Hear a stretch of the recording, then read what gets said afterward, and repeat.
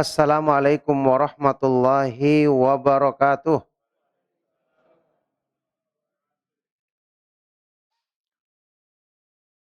Innal hamdalillah nahmaduhu wa nasta'inuhu wa nastaghfiruh wa na'udzu billahi min syururi anfusina wa min sayyiati a'malina. May yahdihillahu fala mudhillalah wa may yudlil fala hadiyalah. Wa asyhadu an la ilaha illallah wahdahu la syarikalah wa asyhadu anna Muhammadan abduhu wa rasuluh. Ya ayyuhalladzina amanu taqullaha haqqa tuqatih wa la tamutunna illa wa antum muslimun. Ya ayyuhan nasu taqu rabbakumul ladzi khalaqakum min nafsi wahidah wa khalaqa minha zawjaha wa batha minhuma rijalan katsiran wa nisaa'a wattaqullaha alladzi tasaaluna bihi wal arham. Innallaha kana 'alaikum raqiba. Ya ayyuhalladzina amanu taqullaha wa qulu qawlan sadida yuslih lakum a'malakum wa yaghfir lakum dhunubakum wa may yuti'illaha wa rasulahu faqad faza fawzan 'azima.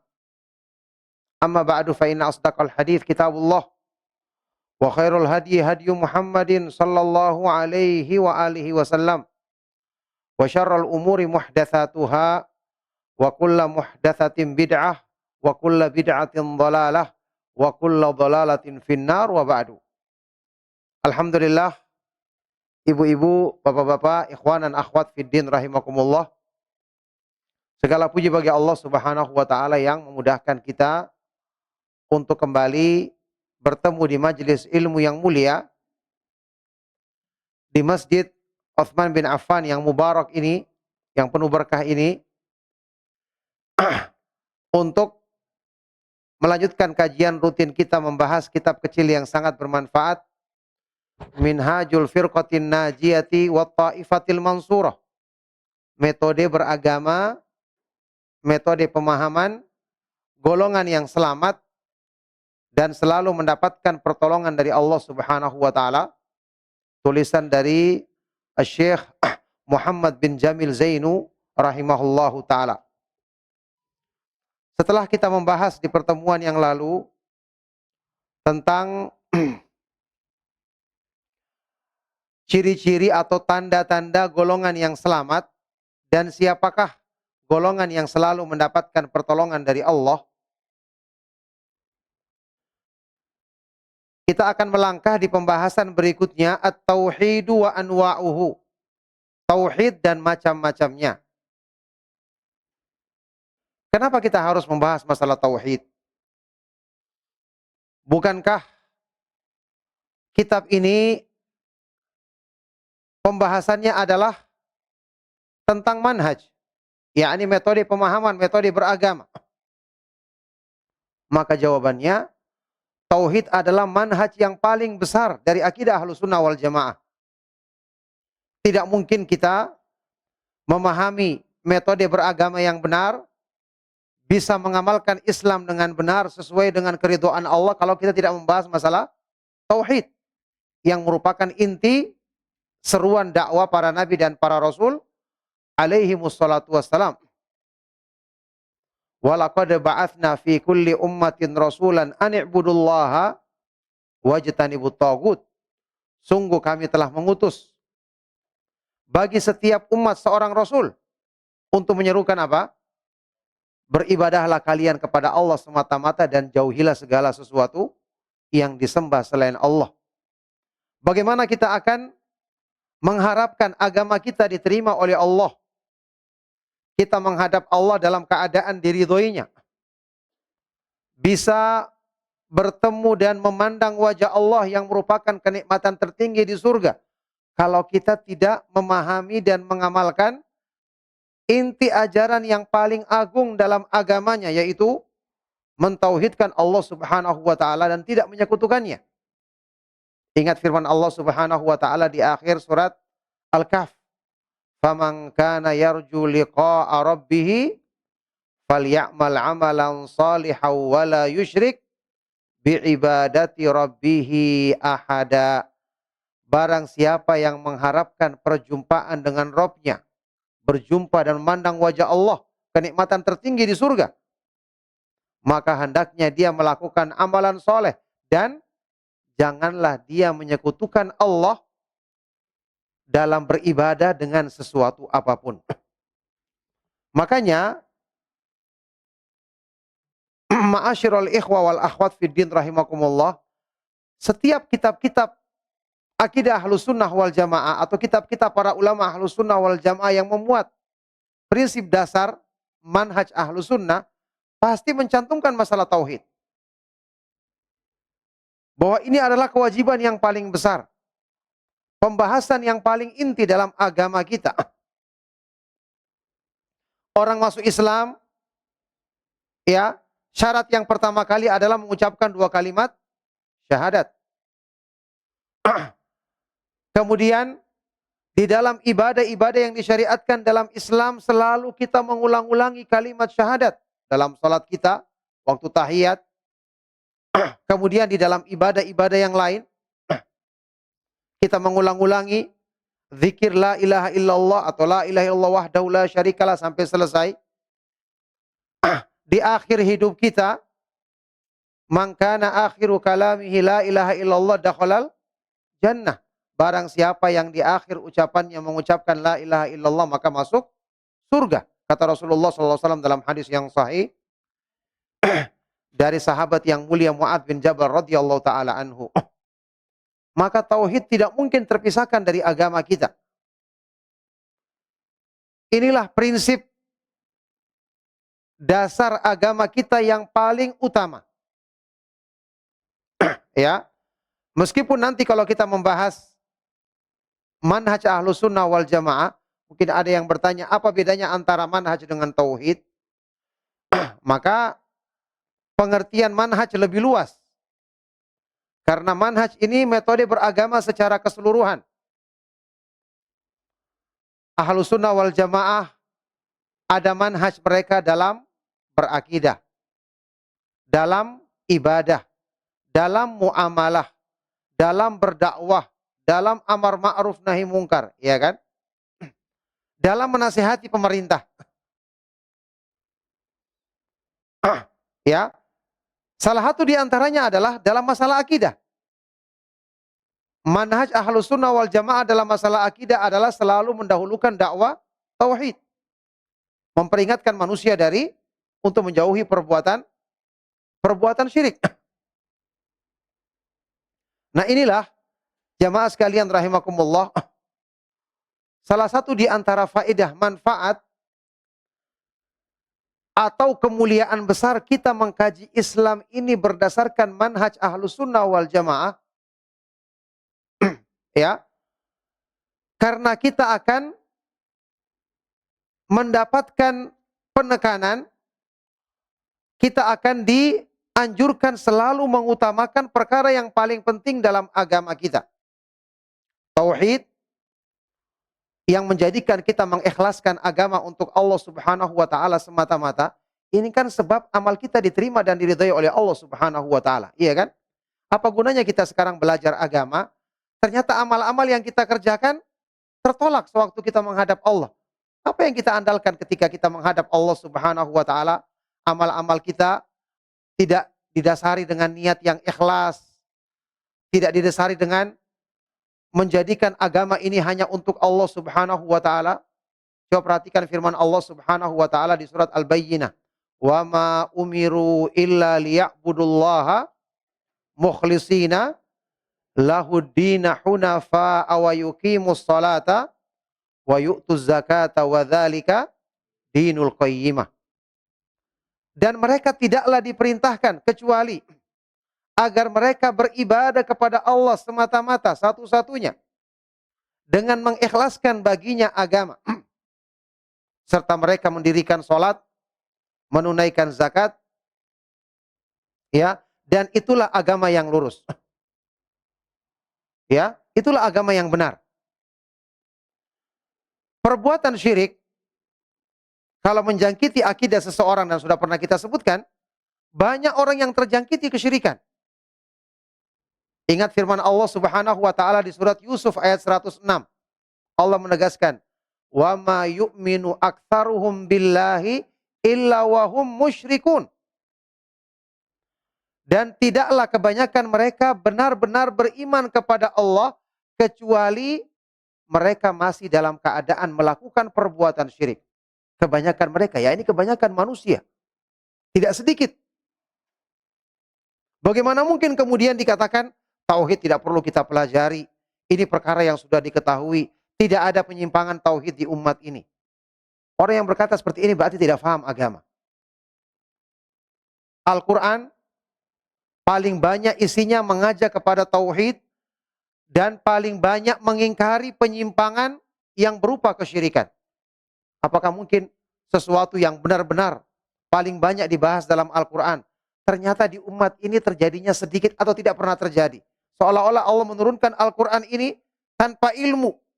Padahal ilmu Allah Subhanahu wa taala maha sempurna. Ya. Kemudian kita tahu, perbuatan syirik kan menggugurkan amal. Membatalkan amal-amal. Syirik besar menggugurkan semua amal. Kalau syirik kecil, hanya menggugurkan amal yang tercampur syirik itu padanya. Allah Subhanahu wa taala berfirman, "Walaqad uhiya ilaika wa ilal ladzina min qablika la in asyrakta la yahbatanna 'amaluka wa la takunanna minal khasirin." Sungguh telah diwahyukan kepadamu wahai Rasulullah dan kepada nabi-nabi sebelummu, kalau kamu melakukan perbuatan syirik, sungguh-sungguh akan gugur semua amal-amalmu. Dan kamu pasti akan menjadi orang-orang yang merugi. Apa gunanya beramal banyak-banyak, berdakwah, membahas tentang dakwah, tentang menasehati, tentang perbaikan umat. Ternyata dasar agama rusak sehingga ketika menghadap Allah, hasilnya nol. Ya. Wa qadimna ila ma amilu min amalin faja'alnahu haba'an manthura. Firman Allah di surat Al-Furqan. Kami hadapi amal-amal yang mereka kerjakan sewaktu di dunia dan kami jadikan amal-amal itu hanya seperti debu-debu yang berhamburan, tidak bernilai. Ini saya katakan, jamaah, ya ikhwan dan akhwat fiddin rahimakumullah, kita belajar manhaj ahlus sunnah wal jamaah, mengikuti kajian berdasarkan metode para ulama ahlus sunnah wal jamaah, para sahabat radhiyallahu ta'ala anhum ajma'in. Di sini kita akan dibimbing dengan ilmu yang benar, ilmu yang bermanfaat, juga dibimbing untuk benar dalam tahapan-tahapan menuntut ilmu. Sekarang, kita belajar agama. Dalam belajar agama agar kita faham benar, agar kita dapatkan ilmu yang bermanfaat, agar agama ini meningkatkan iman kita, menyempurnakan ikhlas kita, menyempurnakan ketakwaan kita. Kira-kira semua ini kita butuh pertolongan dari Allah apa tidak? Butuh pertolongan dari Allah. Nah, untuk kita dapatkan pertolongan dari Allah berarti kan kita harus membenarkan perkara yang paling penting dulu. Tauhid kita, keikhlasan kita. Ya.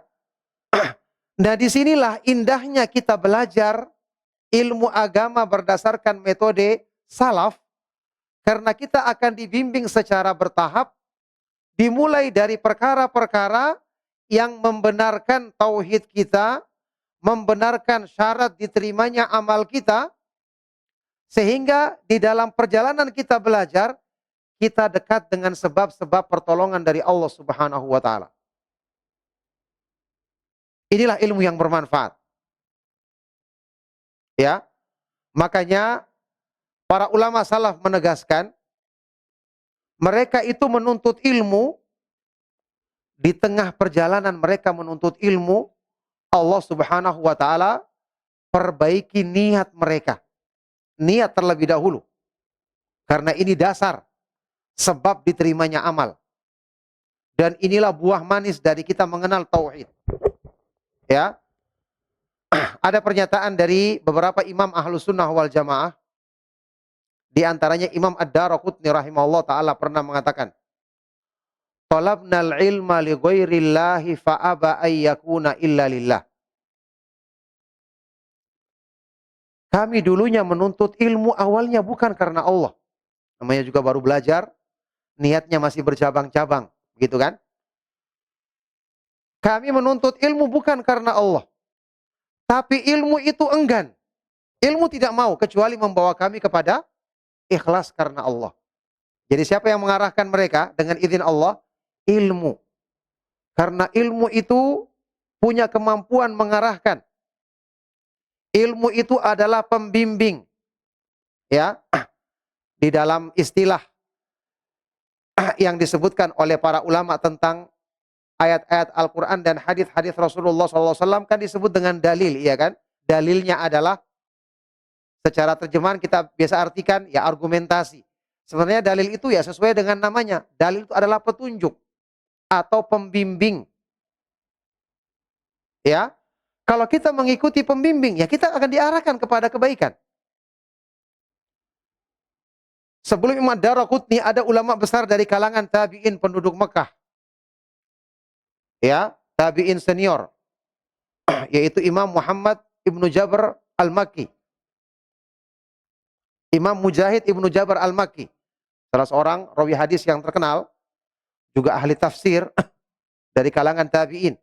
Beliau pernah mengatakan, "Talabna hadzal ilma wa ma lana fihi kabiru niyatin, tsumma razaqanallahu niyata ba'du." Kami awal-awalnya menuntut ilmu dalam keadaan niat kami belum maksimal. Setelah itu Allah Subhanahu wa taala menganugerahkan niat yang benar bagi kami di tengah perjalanan menuntut ilmu.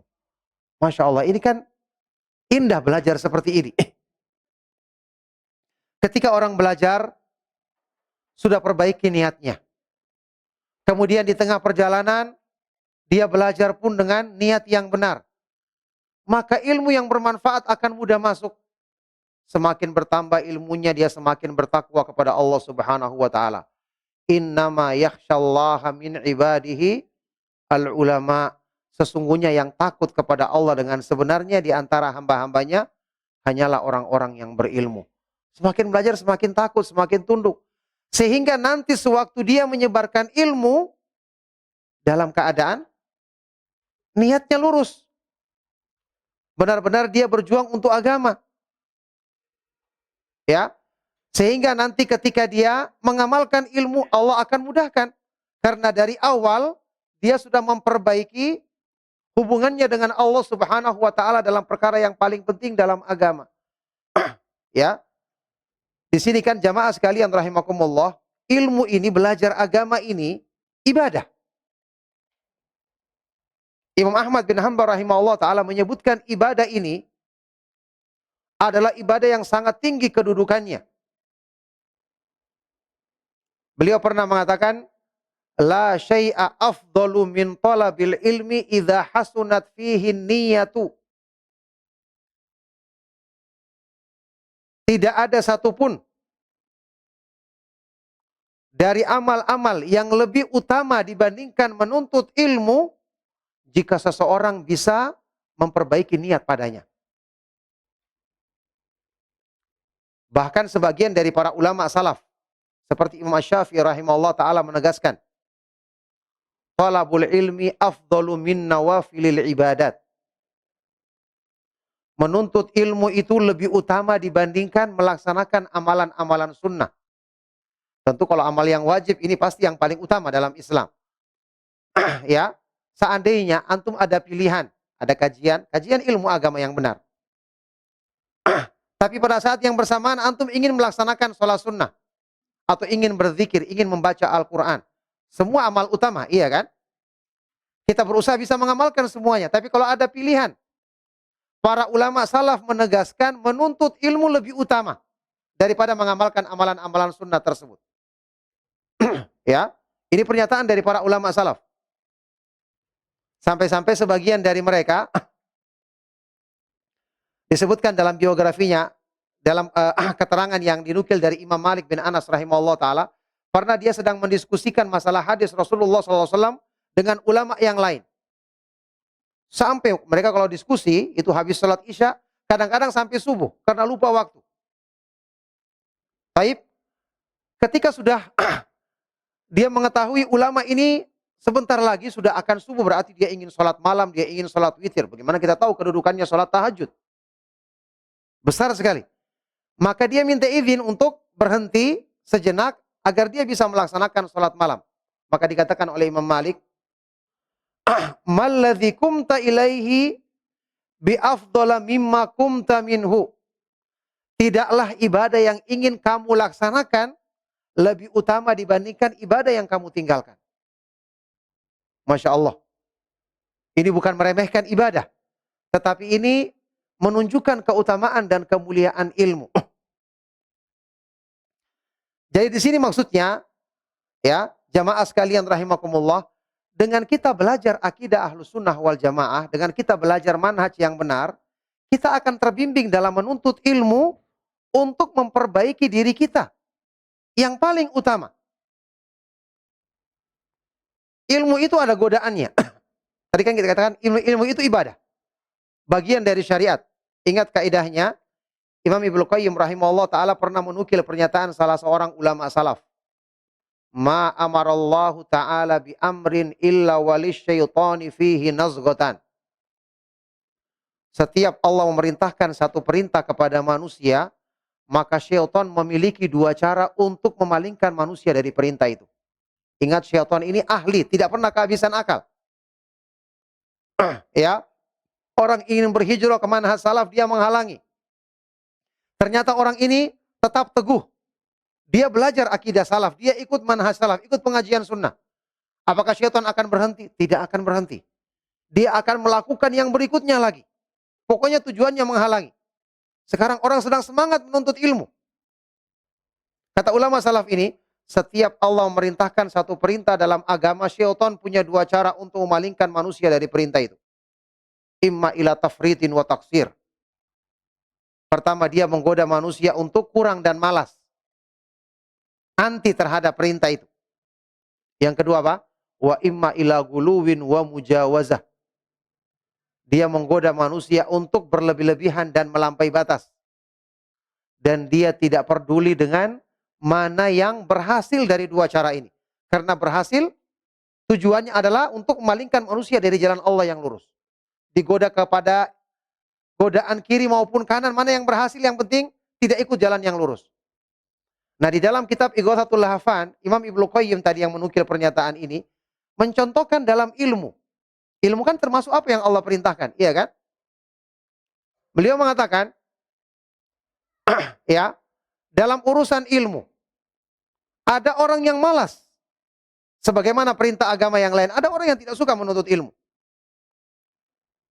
Yang kedua, ada orang yang semangat, punya kemauan untuk belajar. Apa kata Imam Ibnu Qayyim rahimahullah taala? Ya, wa qassara biqaumin hatta mana'ahum minal ilmi alladhi yanfa'uhum.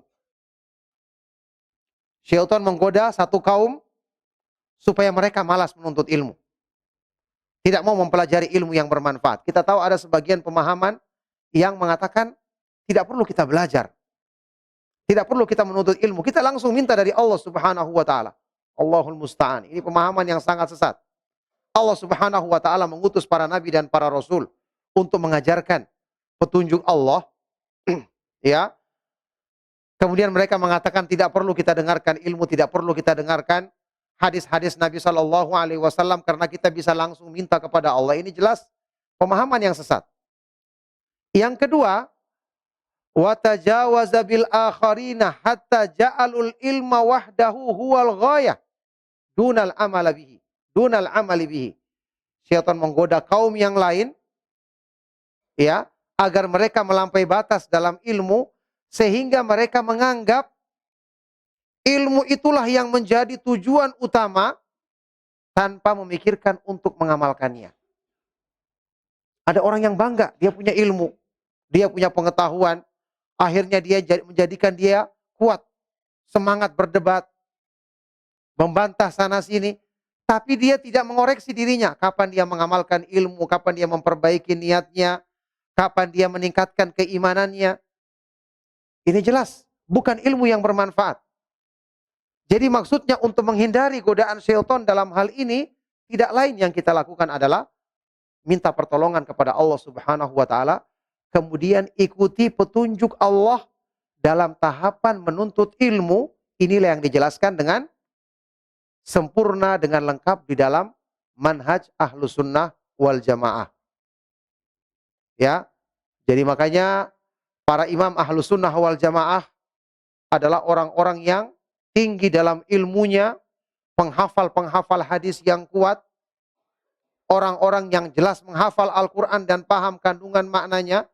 Kemudian dalam amal, mereka adalah orang-orang yang sangat luar biasa dalam mengamalkan Islam, dalam mempraktekkan ibadah-ibadah yang agung sesuai dengan yang dicontohkan oleh Nabi Muhammad SAW dan para sahabat radhiyallahu taala anhum ajmain. Jadi di sini maksudnya, jamaah sekalian rahimakumullah, kita perlu mempelajari tauhid. Karena tauhid ini yang akan membenarkan semua agama kita dengan izin Allah Subhanahu wa taala. Tauhid ini yang akan menumbuhkan keikhlasan, yang akan menjadikan hati kita dipenuhi rasa cinta kepada Allah, takut dan berharap. 3 perkara ini, cinta, takut dan berharap, ini adalah tiang utama penopang iman. Ya, bagaimana iman akan bisa tumbuh sementara syaratnya kita menghadap Allah, diterima oleh Allah adalah dengan iman yang benar. Bahkan kata para ulama, cinta kepada Allah itu adalah ruhnya iman, nyawa bagi iman. Ya, ini apa gunanya kita belajar kalau keimanan kita tidak hidup, ikhlas tidak tumbuh, salat tidak khusyuk. Ya. Jadi inilah tujuannya kenapa di dalam pembahasan prinsip-prinsip dasar pemahaman Ahlus Sunnah wal Jamaah pasti selalu akan dibahas tentang tauhid. Pasti akan selalu diingatkan tentang masalah peringatan menjauhi perbuatan syirik. Bagaimana nanti akan dibawakan dalam buku ini pembahasan tentang syirik, tentang kekufuran, tentang kemunafikan, ya. Ini semua akan dibahas. Dan inilah metode yang benar dalam mempelajari agama Allah Subhanahu wa taala. Nah, baik, kita akan baca penjelasan dari Syekh Muhammad bin Jamil Zain rahimahullah taala.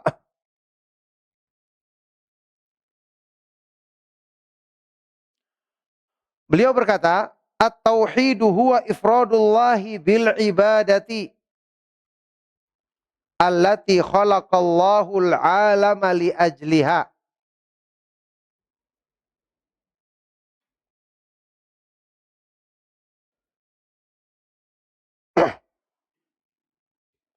Tauhid itu adalah ifradullah, mengesahkan Allah atau mengkhususkan bagi Allah ibadah, ibadah lahir maupun batin. Ibadah lahir seperti sholat, puasa, bernazar, menyembelih sembelihan, ya, melakukan tawaf, sa'i dan banyak berzikir kepada Allah, itu ibadah lahir. Kemudian ibadah batin, ya, cinta, takut, berharap, tawakal, ridha dengan segala ketentuan Allah, ya, dan yang lainnya.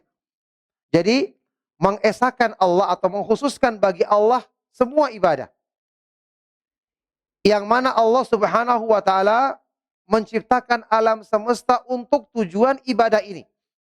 Untuk tujuan agar jin dan manusia mengesahkan Allah Subhanahu wa taala dalam beribadah semata-mata tidak ada sekutu baginya.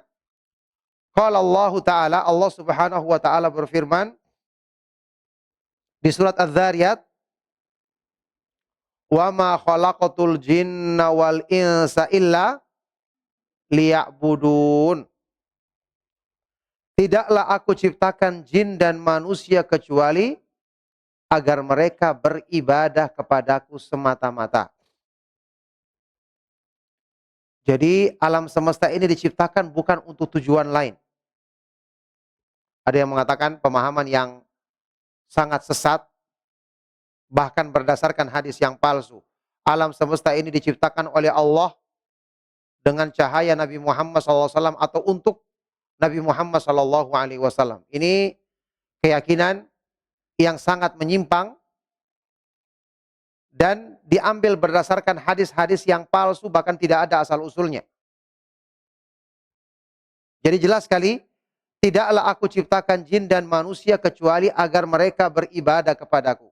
Ai yuwahhiduni fil ibadati wa yufriduni fid du'a. Yaitu agar mereka mengesahkan aku dalam beribadah dan mengkhususkan bagiku ketika berdoa, ketika meminta. Kenapa kita hanya beribadah kepada Allah Subhanahu wa taala semata-mata? Karena pencipta alam semesta satu-satunya, pencipta manusia dan jin hanyalah Allah. Karena yang maha kuasa atas segala sesuatu yang mengatur alam semesta hanyalah Allah. Yang maha kuasa memberikan rezeki, yang dia maha kaya, semua kebutuhan kita di tangannya hanyalah Allah. Makanya kenapa kita berdoa kepada Allah, karena dia yang memiliki segala sesuatu. Sedangkan makhluk semuanya miskin. Tidak pantas kita minta kepada yang miskin, yang tidak punya. Kita harus minta kepada yang maha kaya, yang maha kuasa atas segala sesuatu, yang semua perbendaharaan, langit-langit dan bumi ada di tangannya. Ya, jadi ini makna dari ayat ini. Yaitu agar mereka mengesahkan aku dalam beribadah dan yufriduni, mengkhususkan bagiku dalam berdoa. Baik, jamaah sekalian rahimakumullah. Ayat di surat Az-Zariyat ini menjelaskan tentang tujuan penciptaan jin dan manusia. Bahkan tujuan penciptaan semua makhluk, tujuan diturunkannya kitab-kitab suci dari sisi Allah, tujuan diutusnya para nabi dan para rasul alaihi wassalatu wassalam. Baik. Ada di ayat Al-Quran, di ayat yang lain, yang menjelaskan tujuan penciptaan alam semesta beserta isinya, ya, juga untuk masalah tauhid. Yaitu firman Allah Subhanahu wa taala di surat At-Talaq ayat yang terakhir, ayat ke-12. Allah Subhanahu wa taala berfirman, Allahul ladzi khalaqa sab'a samawati wa minal ardi mithlahunna yatanazzalul amru bainahunna lita'lamu annallaha ala kulli syai'in qadiru wa annallaha qad ahata bikulli syai'in ilma. Allah Subhanahu wa taala dialah yang menciptakan sab'a samawat, 7 lapis langit. Dan juga menciptakan bumi seperti itu, 7 lapis. Yatanazzalul amru bainahunna. Kemudian keputusan Allah, pengaturan Allah turun di antara langit-langit dan bumi. Dialah yang mengatur semuanya. Apa tujuan penciptaan ini? Lita'lamu, agar kalian mengetahui wahai manusia. Apa yang kalian ketahui? Allah Subhanahu wa taala maha kuasa atas segala sesuatu, dan bahwasanya Allah Subhanahu wa taala meliputi semua makhluknya dengan ilmunya yang sempurna. Jadi ayat yang kedua ini menjelaskan tujuan penciptaan itu adalah untuk manusia mengenal sifat-sifat kesempurnaan Allah. Sekarang apa kaitannya antara tujuan yang pertama dan tujuan yang kedua? Syekh Abdul Razak hafizahullah taala dalam kitab Fiqhul Asma'il Husna menyebutkan ayat yang pertama Allah menciptakan untuk beribadah kepadanya. Ini adalah tauhid dalam amal. Ayat yang kedua, Allah menciptakan agar kalian mengetahui sifat-sifat kesempurnaan Allah. Ini adalah tauhid dalam ilmu, karena tauhid itu adalah ilmu dan amal. Baik, lebih jelas apa kaitannya? Ya. Beribadah kepada Allah Subhanahu wa taala semata-mata, kita harus pahami hakikatnya. Orang yang secara anggota badannya dia melakukan gerakan-gerakan ibadah, misalnya sholat dia bertakbir, nanti dia ruku, dia sujud. tetapi di dalam hatinya tidak ada keikhlasan. Apakah ini namanya ibadah yang benar? Tidak kan? Orang-orang munafik secara zahir mereka melaksanakan salat atau tidak? Salat. Tapi di hatinya apakah ada keimanan? Tidak. Berarti anggota badannya kelihatan beribadah tapi hatinya tidak beribadah. Karena tidak ada kecintaan, tidak ada ketakutan, tidak ada pengharapan, tidak ada ketundukan, tidak ada keikhlasan.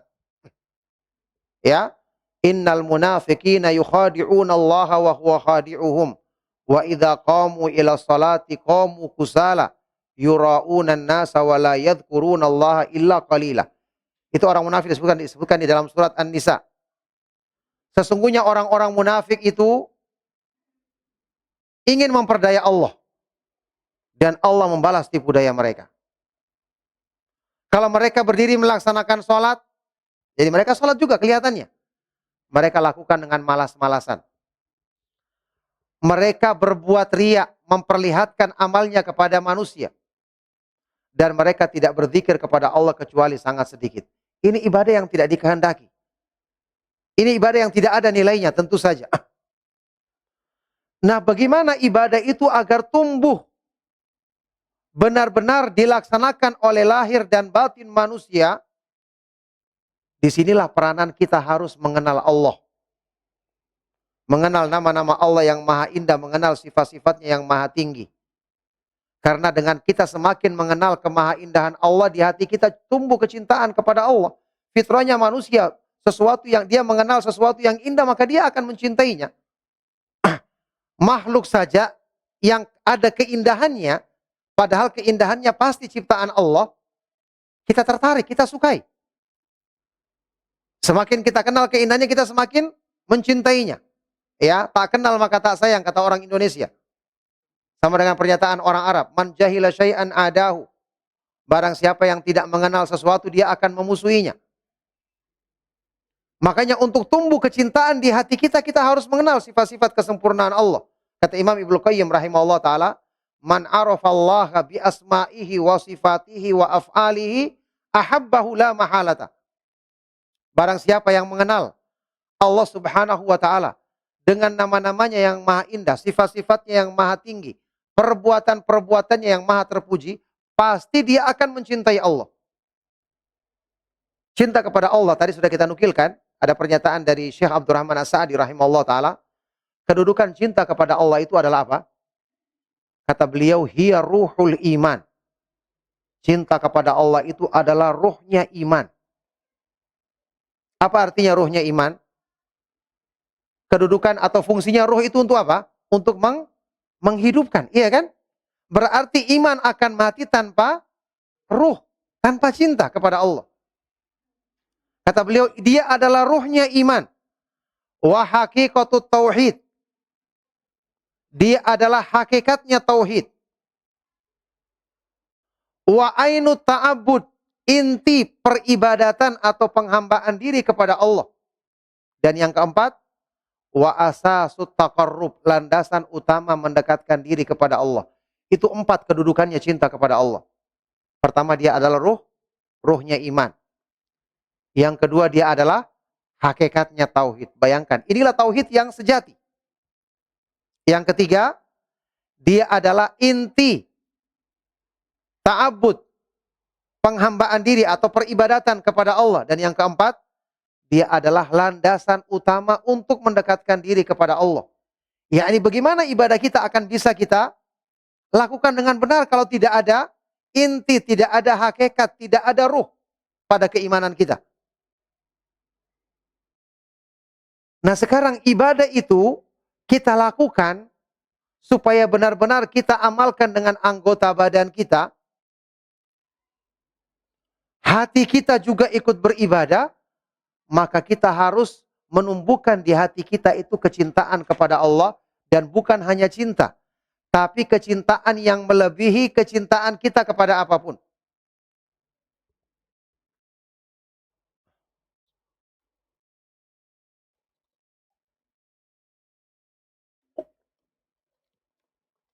Ada penjelasan dari Imam Ibnu Qayyim rahimahullah ta'ala ketika beliau menyebutkan makna firman Allah di sebuah ayat di dalam surat Al-Baqarah, wa minan nasi may yattakhidhu min dunillahi andada yuhibbunahum ka hubbillah walladzina amanu asyaddu hubban lillah. Perhatikan ayat ini. Di antara manusia ada orang-orang yang menjadikan tandingan-tandingan atau sembahan-sembahan selain Allah. Siapa mereka ini? Pelaku syirik, iya kan? Orang yang menjadikan sekutu-sekutu tandingan selain Allah berarti pelaku syirik. Di antara manusia ada orang-orang yang menjadikan tandingan-tandingan atau sekutu-sekutu selain Allah, yang mereka mencintai tandingan-tandingan itu seperti mencintai Allah. Antum perhatikan, berdasarkan ayat ini, orang musyrik itu mencintai Allah atau tidak? Mencintai Allah. Jadi mereka mencintai Allah. Tetapi mereka menjadikan kecintaan kepada Allah dengan kecintaan berhala sama. Itulah kesyirikannya mereka. Makanya Allah tegaskan di kelanjutan ayat ini, walladzina amanu asyaddu hubban lillah, dan orang-orang yang beriman kecintaan mereka kepada Allah lebih kuat. Jadi kalau sekedar mencintai Allah berdasarkan ayat ini, sekedar mencintai Allah, tidak menjadikan kecintaan kepada Allah lebih daripada yang lainnya, apakah ini sudah dikatakan beriman? Belum beriman. Kalau orang masih mencintai Allah sama dengan kecintaan kepada dunia, sama dengan kecintaan terhadap keinginan hawa nafsunya, sama dengan kecintaan kepada manusia. Buktinya ketika dia sibuk dengan urusan dunianya, datang panggilan Allah mengumandangkan hayya 'alas shalah, dia tidak datang. Ketika sibuk dengan urusan dunianya, dia lalai ketika mengingat Allah. Ini kan ciri-ciri orang yang menjadikan, ciri-ciri orang yang kecintaannya kepada Allah lemah, iya kan? Dikhawatirkan orang seperti ini belum bisa dikatakan orang yang beriman dengan iman yang benar, tentu saja. Nah, semua ini bagaimana caranya kita tumbuhkan? Dengan kita mengenal sifat-sifat kesempurnaan Allah. Barang siapa yang mengenal Allah dengan nama-namanya yang maha indah, sifat-sifatnya yang maha tinggi, perbuatan-perbuatan yang maha terpuji, pasti dia akan mencintai Allah. Kata Imam Ibnu Qayyim rahimahullah ta'ala. Inilah fungsinya kita mempelajari akidah asma wa sifat. Inilah yang akan menumbuhkan di hati kita kecintaan kepada Allah, rasa takut, pengharapan, ketakutan lebih daripada ketakutan kepada apapun. Ya, selalu bersandar kepada Allah. Kita semakin yakin kalau meminta hanya meminta kepada Allah, tidak bersandar kepada makhluk. Inilah hakikat tauhid yang sesungguhnya. Ya, makanya para ulama ketika menjelaskan tentang makna dan hakikat ibadah. Ibadah itu dalam bahasa Arab diambil dari kata-kata ta'abbud yang artinya merendahkan diri. Mungkin sudah pernah saya jelaskan di pertemuan kita yang lalu. Orang Arab itu ketika mensifati satu jalan yang baru dibuat, kemudian setelah sering diinjak, dilalui, sudah mudah dijalani, dikatakan dia thariqun mu'abbad, jalan yang sudah ditundukkan. Mu'abbad artinya sudah, ya, dari kata-kata ibadah diambil. Jadi sekarang kalau kita misalnya di hutan, kita bikin jalan. Kita tebang rumput-rumput di jalan tersebut. Awalnya kita jalani kan masih susah karena masih banyak duri-duri, rumputnya masih tegak. Kaki kita sakit. Lama-kelamaan ketika sering dilalui sudah terbentuk jalan sendiri. Sudah hilang rumput-rumputnya, sudah tanahnya sudah rata. Kemudian sudah enak dipijak. Inilah dalam bahasa Arab dikatakan thariqun mu'abbad. Jalan yang sudah ditundukkan. Jadi ibadah itu terkandung di dalamnya ghayatul dzul wa ghayatul khudu' ma'a kamalil hub. Ini seperti penjelasan Imam Ibnu Qayyim rahimahullah ta'ala. Ketundukan dan sikap merendahkan diri yang sempurna disertai dengan kecintaan yang utuh. Maka tidak dikatakan orang itu beribadah, dia sujud, tapi dalam dirinya tidak ada ketundukan. Tidak ada cinta kepada Allah. Ya. Oleh karena itulah, di dalam sholat, rukunnya yang paling agung adalah sujud. Berarti sujud ini adalah ibadah yang paling mulia di sisi Allah Subhanahu wa taala. Kenapa sujud? Karena sujud adalah bentuk atau sikap merendahkan diri yang paling sempurna, iya kan? Bayangkan, bagian wajah manusia ini adalah yang paling kita muliakan. Tapi karena tunduk kepada Allah, kita letakkan sejajar di tanah, sejajar dengan kaki kita di tanah, iya kan?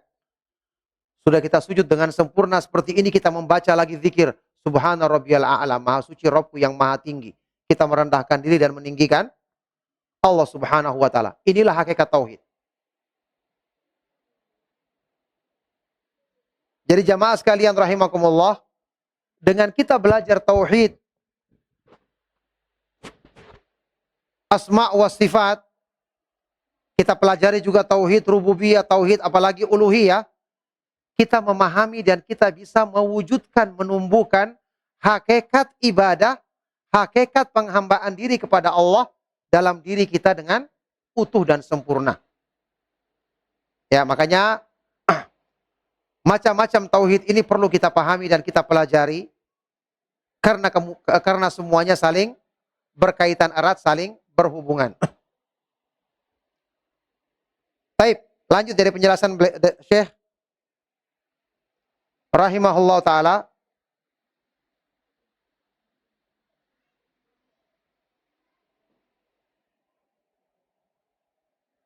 Ibu-ibu suaranya dengar ya? Enggak dengar ya? Masih dengar ya? Alhamdulillah. Ya, kita berdoa dulu. Allahumma sayyiban nafi'an. Mutirna bifadlillahi wa birahmatih.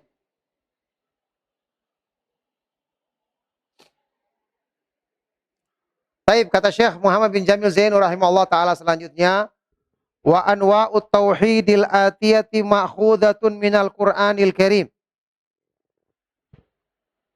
Jenis-jenis atau macam-macam tauhid yang kami jelaskan berikut ini, itu diambil dari dalil-dalil ayat-ayat Al-Quranul Karim. Al-awwal, yang pertama,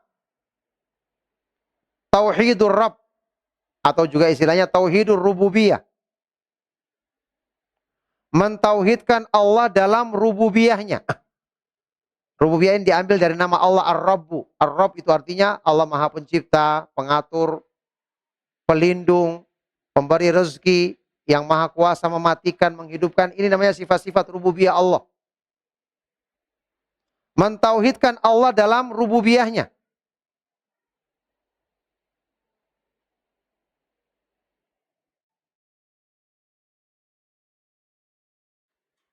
Huwal i'tirafu bi anna Allah huwar Rabbul Khaliqu. Yaitu mengakui, menetapkan bahwasanya Allah Subhanahu wa taala dialah Ar-Rabb yang maha memiliki, yang maha menciptakan satu-satunya alam semesta beserta isinya. Wa qad i'tarafa bihal kuffar, yang mana orang-orang kafir telah menetapkan atau mengakui ini. Walam yudkhilhum dzalika fil Islam, dan ini belum memasukkan mereka ke dalam Islam. Di sini poin penting yang mungkin juga sudah pernah kita ingatkan, ya. Dan ini faedahnya kita belajar akidah dengan pemahaman yang benar. Tauhid rububiyah, pengakuan Allah pencipta satu-satunya, pemberi rezeki satu-satunya, pengatur alam semesta satu-satunya, ini diakui oleh orang-orang kafir. Dibawakan di sini ayatnya di surat Az-Zukhruf, wala in sa'altahum man khalaqahum layakulunallah. Kalau kamu tanyakan kepada mereka siapa yang menciptakan mereka, menciptakan diri-diri mereka, pasti mereka akan menjawab Allah. Wala in sa'altahum man khalaqas samawati wal arda layakulunallah. Kalau kamu tanyakan kepada mereka siapa yang menciptakan langit dan bumi, mereka pasti akan menjawab Allah. rububiyah. Di ayat yang lain Allah Subhanahu wa taala berfirman, "Qul may yarzuqukum minas sama'i wal ardi, amman yamliku sam'a wal absara, wa may yukhrijul hayya minal mayyiti wa yukhrijul mayyita minal hayy, fasayaquluna Allah, faqul afala tattaqun." Katakanlah wahai Rasulullah kepada orang-orang musyrik, siapa yang memberikan rezeki kepada kalian dari langit dan bumi? Atau siapakah yang memiliki pendengaran dan penglihatanmu, menciptakan pendengaran dan penglihatan manusia? Siapakah yang mengeluarkan yang hidup dari yang mati dan mengeluarkan yang mati dari yang hidup? Dan siapakah yang mengatur urusan? Wa may yudabbirul amr, mengatur semua urusan di dunia ini? Maka mereka akan menjawab Allah. Maka katakan, kenapa kalian tidak bertakwa kepadanya? Berarti ini fitrah yang ada pada hati manusia. Kata beliau, ini telah ditetapkan oleh orang-orang kafir, bersamaan dengan itu pengakuan ini belum memasukkan mereka ke dalam Islam. Karena ini belum cukup. Ini fitrah. Harusnya setelah itu kita menetapkan konsekuensinya. Kalau kita meyakini Allah pencipta satu-satunya, pengatur alam semesta satu-satunya, pemberi rezeki satu-satunya, yang maha kuasa mendatangkan kebaikan satu-satunya, yang maha kuasa menjauhkan dari keburukan satu-satunya, berarti harusnya kita hanya beribadah kepada Allah satu-satunya, hanya berdoa dan meminta segala hajat kita kepadanya satu-satunya. Inilah yang kita katakan, orang yang mengartikan la ilaha illallah dengan artian tidak ada Tuhan selain Allah, ini salah. Belum cukup. Karena kalau seandainya arti la ilaha illallah tidak ada Tuhan, yakni tidak ada pencipta, pengatur alam semesta, orang-orang musyrik Arab kan paham bahasa Arab. Pasti mereka langsung terima. Langsung mau mengucapkan kalimat tersebut. Al-Quran menegaskan, orang-orang musyrik Arab ini, innahum kanu idza qila lahum la ilaha illallah yastakbirun wa yaquluna a inna la tariku alihatina li syairin majnun. Mereka adalah orang-orang yang ketika dikatakan kepada mereka la ilaha illallah, ucapkan la ilaha illallah, mereka menyombongkan dirinya, mereka enggan. Dan apa yang mereka katakan? Dan mereka mengatakan, apakah kita harus meninggalkan sembahan-sembahan kami yang banyak hanya karena mengikuti ucapan seorang penyair yang gila? yakni mereka tuduh dengan tuduhan yang buruk tersebut kepada Nabi kita yang mulia, Nabi Muhammad SAW. Jadi, bahwa tidak ada Tuhan selain Allah, dalam artian tidak ada pencipta, pengatur alam semesta, pemberi rezeki dan seterusnya, ini benar. Tapi ini bukan makna la ilaha illallah. Makna la ilaha illallah adalah sesuai dengan kalimatnya. Al-ilah artinya ma'bud, sembahan. Dalam bahasa Arab orang mengatakan aliha ya'lahu sama dengan abada ya'budu, menyembah atau beribadah. Ya. Dan kata para ulama, berarti makna kalimat la ilaha illallah yang benar adalah la ma'buda bihaqqin atau la ma'buda haqqun illallah. Kalau kita belajar bahasa Arab, ya, yang dipelajari dalam bahasa Arab diantaranya huruf itu ada inna. Inna artinya sesungguhnya. Inna itu ada yang disebut dengan akhwat, saudara-saudaranya yang cara kerjanya sama.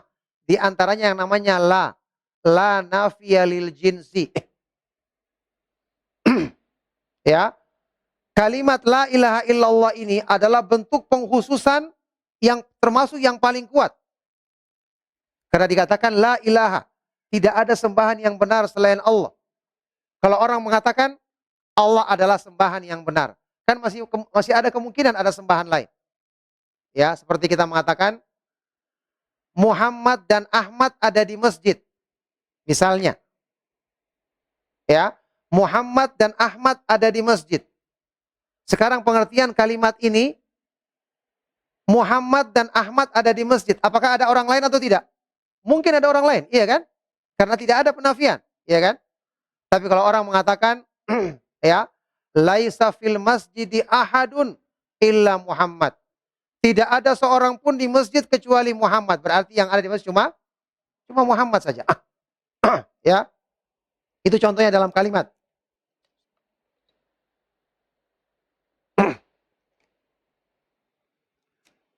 Baik. Kata-kata la di sini itu ada isim, ada khobarnya. Jadi di sini ada kalimat yang dihapuskan. Sehingga tadi kesimpulannya makna la ilaha illallah adalah tidak ada sembahan yang benar selain Allah. Mungkin ada yang disembah oleh orang-orang musyrik. Ada berhala, ada kuburan yang dikeramatkan, ada dukun-dukun yang dijadikan tempat sandaran orang-orang musyrik. Naudzubillahi min dzalik. Ini sembahan juga kan? Tapi ini adalah sembahan yang benar atau batil? Batil. Yang benar sembahan cuma satu, yaitu Allah Subhanahu wa taala. Makanya Allah Subhanahu wa taala berfirman, "Dzalika bi annallaha huwal haqqu wa anna ma yad'una min dunihi huwal batil." Yang demikian itu karena Allah Subhanahu wa taala dialah satu-satunya sembahan yang benar, dan bahwa apa yang mereka seru atau yang mereka sembah selain Allah itulah sembahan-sembahan yang batil. Baik. Jadi makna la ilaha illallah adalah kembali kepada makna uluhiyah. Menetapkan ibadah, peribadatan hanya kepada Allah Subhanahu wa taala semata-mata. Baik. Atsani, tauhid yang kedua. Macam tauhid yang kedua. Tauhidul ilah. Atau tauhidul uluhiyah. Mentauhidkan Allah Subhanahu wa taala dalam beribadah. Artinya kata Syekh, huwa tauhidullahi bi anwa'il ibadatil masyru'ah. Mengesahkan Allah, mengkhususkan bagi Allah dengan jenis-jenis ibadah yang disyariatkan. Kaddu'ai, seperti berdoa, wal istighatsah, meminta pertolongan, wat tawaf, ketika tawaf, wal dzabah, menyembeli, wan nazar, bernazar, dan yang selainnya. Semua jenis ibadah lahir dan batin. Wa hadza an-naw'u huwa alladhi jahadahu al-kuffar. Jenis tauhid inilah yang ditolak oleh orang-orang kafir. Wa kanat fihi al-khusumatu bainal umami wa rusulihim mundu Nuhin alaihi salam ila Muhammadin sallallahu alaihi wasallam. Dan dalam tauhid inilah permusuhan antara umat-umat dengan para rasul, yakni yang ditolak oleh umat-umat adalah tauhid ini. Sejak rasul yang pertama Nabi Nuh alaihi salatu wasallam sampai rasul yang terakhir Nabi kita yang mulia Nabi Muhammad sallallahu alaihi wasallam.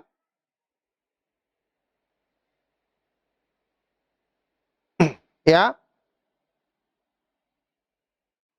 Wa qad hatsal Qur'anul Karim fi aktsari suratin alaihi wa ala du'aillahi wahdahu, yang mana Al-Qur'an telah banyak memerintahkan di banyak surat-surat dalam Al-Qur'an untuk memurnikan tauhid ini dan untuk berdoa kepada Allah Subhanahu wa taala semata-mata. Jadi begini, ketika orang mengucapkan la ilaha illallah dengan makna yang benar, tidak ada sembahan yang benar selain Allah, otomatis sudah terkandung di dalamnya rububiyah. Karena ketika dia mengatakan yang pantas untuk disembah Allah, berarti dia sudah mengakui Allah pencipta satu-satunya, yang maha kaya satu-satunya, penguasa alam semesta satu-satunya, pemberi rezeki satu-satunya. Tapi ketika dia mengatakan rububiyah, Allah pencipta satu-satunya, pelindung satu-satunya, pengatur satu-satunya, ini belum terkandung, tapi masih mengandung konsekuensi. Harusnya dia menetapkan konsekuensinya, yaitu uluhiyah. Apa buktinya? Ya tadi ayat-ayat yang kita bacakan. Orang-orang musyrik mengakui pencipta mereka adalah Allah, pencipta langit dan bumi adalah Allah, pemberi rezeki adalah Allah, yang menciptakan pendengaran, penglihatan adalah Allah, yang mengatur alam semesta adalah Allah. Tapi waktu mereka dipanggil mengucapkan la ilaha illallah, apakah mereka mau? Mereka tidak mau. Berarti pengakuan terhadap rububiyah belum terkandung di dalamnya uluhiyah. Ya. Jadi kalau orang mengucapkan uluhiyah otomatis terkandung di dalamnya rububiyah. Orang yang mengatakan tidak ada sembahan yang benar selain Allah berarti dia pasti mengakui pencipta satu-satunya hanya Allah. Pengatur alam semesta hanya Allah, pemberi rezeki, yang mematikan, menghidupkan. Ya, yang membangkitkan semuanya hanya Allah Subhanahu wa taala. Tetapi orang yang menetapkan rububiyah ini belum tentu dia mau menetapkan uluhiyah, padahal itu adalah konsekuensinya. Makanya antum buka Al-Quran itu paling banyak ketika Allah Subhanahu wa taala membantah kesyirikan pelaku-pelaku syirik, ya, itu dengan metode menyebutkan hal yang mereka telah akui tentang keesaan Allah dalam rububiyahnya, supaya seharusnya mereka menetapkan uluhiyah. Tapi ini mereka tolak. Ya. Jadi di sini kita mengetahui kesalahan orang yang mengartikan makna la ilaha illallah dengan tidak ada Tuhan selain Allah. Di sini kesalahannya bukan berarti kita mengingkari benarnya bahwa tidak ada Tuhan selain Allah, bukan, tapi ini adalah makna yang kurang. Bahkan kata para ulama, Fir'aun kan dia mengaku ana rabbukumul a'la, iya kan? Aku adalah Robmu yang paling tinggi. Kata para ulama ini bertentangan dengan keyakinan dalam hatinya, dengan fitrahnya. Makanya Allah sebutkan tentang Fir'aun dan bala tentaranya di ayat yang lain. Wajahadu biha wastaiqonatha anfusuhum zulman wa uluwa. Mereka menolak pengakuan tentang ya ubudiyah kepada Allah atau tauhid kepada Allah. Padahal jiwa-jiwa mereka telah meyakininya karena kezaliman dan kesombongan. Jadi dia mengakui dari hatinya, jiwa mereka mengakui, tapi karena kesombongan sehingga mereka menolak hal tersebut. Baik. Fa fi suratil Fatihati naqra'u. Di dalam surat Al-Fatihah kita baca, Iyyaka na'budu wa iyyaka nasta'in. Hanya kepadamu lah ya Allah kami menyembah dan hanya kepadamu kami memohon pertolongan. Wa maknaha, maknanya nakhussuka bil ibadati. Fanad'uka wahdaka wala nasta'inu bi ghairika. Maknanya adalah kami mengkhususkan bagimu ya Allah dalam semua bentuk ibadah. Kami hanya berdoa kepadamu satu-satunya semata-mata. Dan kami tidak meminta pertolongan kecuali hanya kepadamu ya Allah. Ya, kalimat iyyaka na'budu wa iyyaka nasta'in dalam bahasa Arab itu ini termasuk ya mendahulukan objek. Dalam bahasa Arab itu mengandung arti pengkhususan. Jadi dalam bahasa Arab itu kalau kita ingin mengkhususkan, kita bisa menggunakan kalimat kayak tadi, la ilaha illallah. Menafikan baru mengecualikan, iya kan? Tidak ada sembahan yang benar selain Allah, berarti ini mengkhususkan. Atau seperti ini, mendahulukan objeknya. Harusnya kan kalimat yang asalnya kita mengatakan begini. Na'buduka wa nasta'inu bika. Kami menyembahmu dan minta pertolongan kepadamu ya Allah. Sekarang didahulukan objeknya. Kepadamu kami menyembah. Kepadamu kami mohon pertolongan. Ini mengandung arti pengkhususan. Ini uslub dalam bahasa Arab. Sama kalau kita mengatakan innama. Innama juga ini artinya pengkhususan. Makanya innama yakhsyallaha min ibadihil ulama. Hanyalah yang takut kepada Allah di antara hamba-hambanya adalah orang yang mengenal Allah. Hanyalah orang yang mengenal Allah. Berarti selain mereka tidak mungkin takut. Karena ada pengkhususan dengan kata-kata innama. Begitu dalam bahasa Arab. Baik, iyyaka na'budu wa iyyaka nasta'in. Diterangkan oleh sebagian ulama salaf, dinukil dalam tafsir Ibnu Katsir, ayat ini adalah inti kandungan semua Al-Quran. Ulama ini mengatakan suratul Fatihati sirrul Quran wa sirruha hadhil kalimah. Surat Al-Fatihah itu adalah inti kandungan Al-Quran dan inti kandungan Al-Fatihah adalah ayat ini. Iyyaka na'budu wa iyyaka nasta'in. Hanya kepadamu kami menyembah dan hanya kepadamu kami memohon pertolongan. Ya, berarti menyembah kepada Allah ini adalah inti semua petunjuk dalam Al-Quran. Selalu berdoa memohon pertolongan kepada Allah, mengakui kekurangan diri kita, kelemahan diri kita. Untuk kita minta kepada yang maha kuasa, yang maha kaya, yang maha kuat dan maha perkasa. Ini adalah inti daripada tauhid, karena ini adalah inti dari petunjuk Al-Quran. Wa tauhidul ilahi yashmalu ifradahu fi du'aihi wal hukma bi Qur'anihi wal ihtikama ila syar'ihi. Dan tauhid uluhiyah meliputi ya mengesahkan Allah dalam berdoa, hanya berdoa meminta kepadanya semata-mata, berhukum dengan Al-Qur'an, mengembalikan hukum kepada syariatnya, wa kulluhu dakhilun fi qaulihi ta'ala, dan semuanya masuk dalam firman Allah Subhanahu wa taala, innani anallahu la ilaha illa ana fa'budni. Sesungguhnya aku adalah Allah, tidak ada sembahan yang benar selain aku, maka beribadahlah kamu kepadaku, yakni kepada Allah Subhanahu wa taala semata-mata. Surat Thaha. Baik. Ya. Untuk tauhid yang jenis yang ketiga insyaallah kita akan jelaskan di pertemuan berikutnya karena agak panjang penjelasannya. Mudah-mudahan apa yang kita bahas dan kita kaji di kesempatan pagi menjelang siang hari ini bermanfaat dan menjadi sebab untuk kita semakin berpegang teguh dengan petunjuk Allah Subhanahu wa taala dan Rasulnya berdasarkan pemahaman para sahabat radhiyallahu taala anhum ajmain. Barakallahu fikum. Sebelum kita akhiri, kalau ada pertanyaan saya persilakan.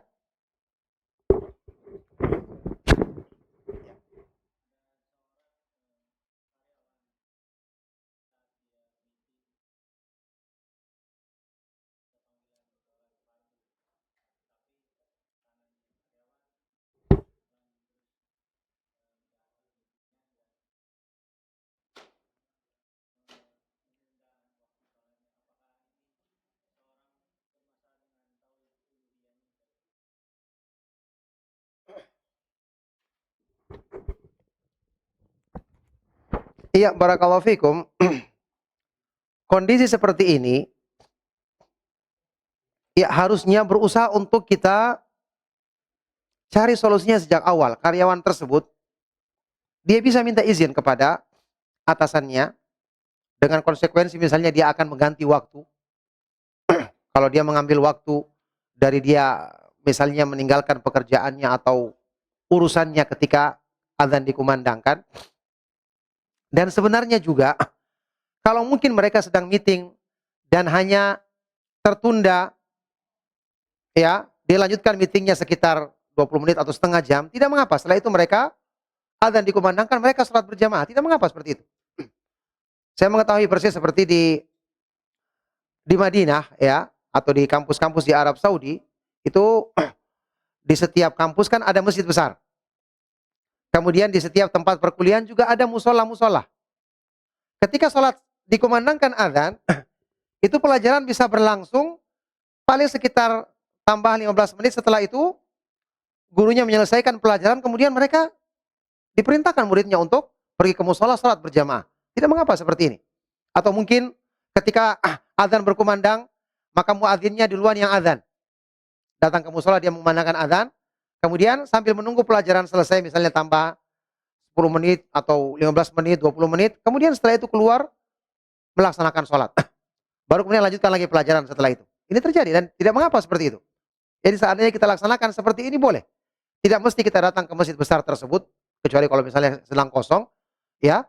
Bisa kita laksanakan berjamaah di musola yang ada di tempat kuliah masing-masing atau di kantor masing-masing misalnya.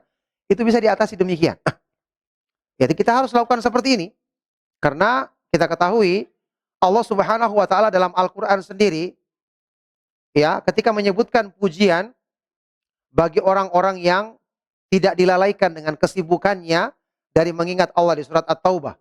Rijalul la tulhihim tijaratu wala bai'un an dzikrillahi wa iqamis sholati wa ita'iz zakati yakhafuna yauman tataqallabu fihil qulubu wal absar. Mereka adalah orang-orang yang tidak dilalaikan dengan kesibukan berniaga dan berjual beli dari mengingat Allah, mendirikan salat, menunaikan zakat, karena mereka takut pada hari kiamat yang ketika itu pandangan dan hati manusia berguncang. Nah, saya ingat disebutkan di dalam tafsir Al-Qurtubi, kalau tidak salah ingat, salah satu tafsir, insyaallah tafsir Al-Qurtubi, beliau mengatakan, ya termasuk dalam hal ini adalah ketika adzan dikumandangkan. Kesibukan apapun kita harus tinggalkan. Ya kan, sekarang kan adzan itu ada jedahnya kan, ada waktunya. Ya ini kita selesaikan, misalnya kita sedang mengurus sesuatu, ya kita selesaikan dulu, kita tutup toko kita misalnya kalau toko ya. Kita tulis dulu bahwa ini sedang sholat sementara waktu, atau kalau tadi misalnya ada meeting, selesaikan dulu meetingnya mungkin dipersingkat, baru kita laksanakan sholat berjamaah. Itu diperbolehkan yang seperti ini. Ya, jadi tidak boleh kita lalaikan sholat hanya karena ada pekerjaan-pekerjaan yang bisa kita tunda, sementara sholat sudah masuk waktunya. Dan orang yang beriman ketika dipanggil oleh Allah Subhanahu wa taala, apalagi untuk melaksanakan sholat, hayya 'alal falah, malirah kepada keberuntungan, pasti ini akan disambut oleh orang-orang yang benar-benar beriman kepada Allah Subhanahu wa taala dan hari akhir. Nah, barakallahu fikum.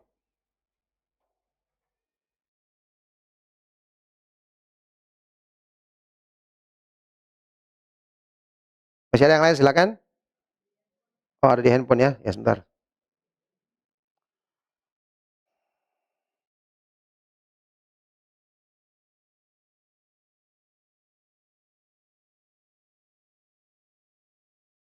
Ya, ada pertanyaan di sini.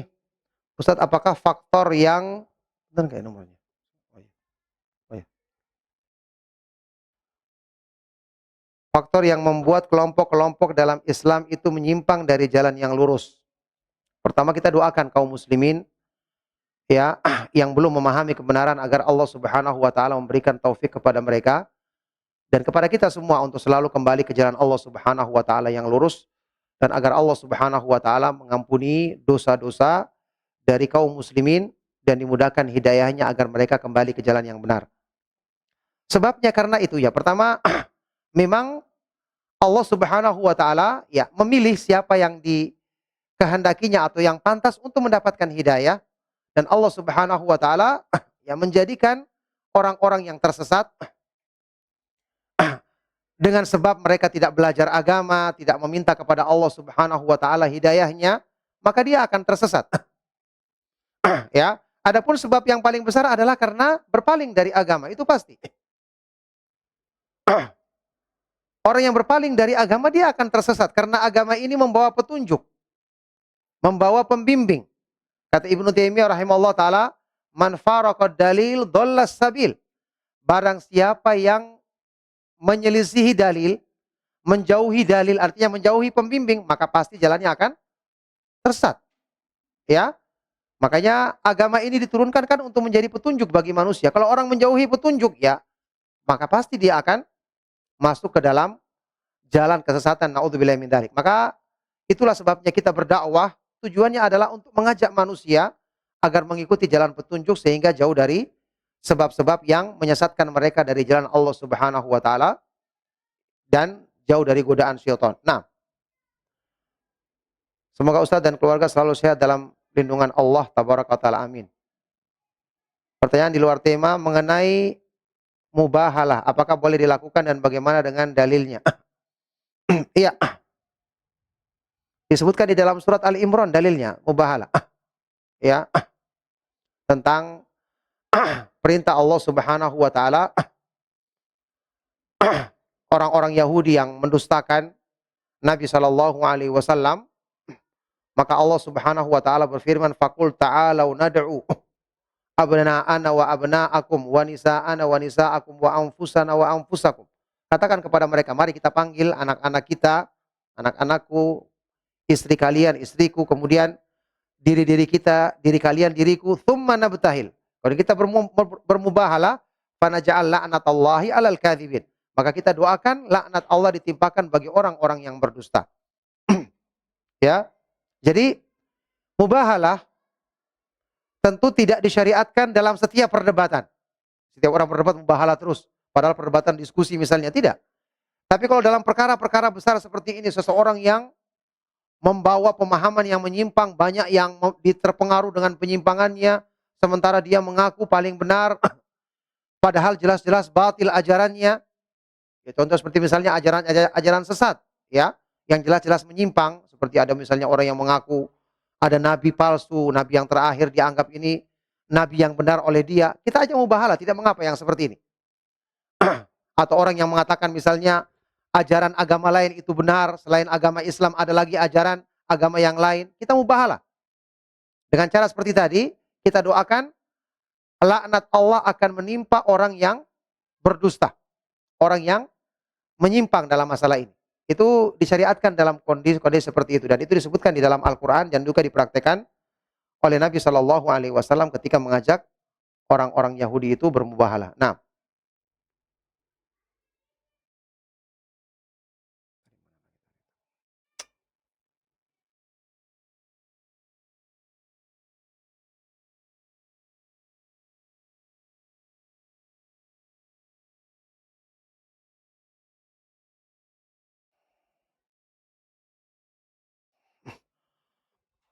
baik, kalau sudah selesai pertanyaannya, maka kajian kita cukup sampai di sini insyaallah. Mohon maaf atas segala yang salah dan kurang. Kita akhiri. Sallallahu wasallam wa barak ala nabiyina Muhammadin wa ala alihi wa ashabihi wa man tabi'ahum bi ihsanin ila yaumiddin walhamdulillahi rabbil alamin.